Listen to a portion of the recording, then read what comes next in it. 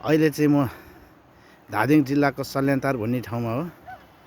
यो खोलालाई चाहिँ आँखु खोला भनिन्छ यहाँको, र यहाँबाट देखिएको रमणीय दृश्यहरू, यहाँबाट हिमाल पनि देखिन्छ। यो चाहिँ सल्यानटारको सबभन्दा तल्लो भाग भन्दा हुन्छ। यस्तो छ यहाँको चाहिँ मनमोहक दृश्यहरू। अब यहाँ चाहिँ गोठाला पनि गएर आउँदैछ यहाँको बासिन्दाहरू। यो सल्यानटारमा सबभन्दा महत्त्वपूर्ण चाहिँ घाँस हुन्छ। हेर्नुहोस्, यसरी चाहिँ पुरै घाँसको रुखहरू मात्रै हुन्छ यहाँ।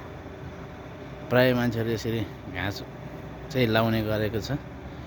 अनि यहाँ चाहिँ अब सिँचाइको लागि पानीको अभाव भएको कारणले गर्दा खेतहरू प्राय बाँझो नै भइन्छ।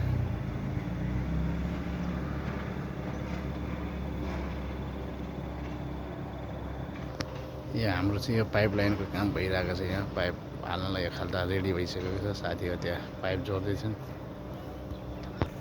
म चाहिँ यतातिर घुम्दै यहाँको यसो मनमोहक रमणीय दृश्यहरू हेर्दैछु। म चाहिँ यहाँ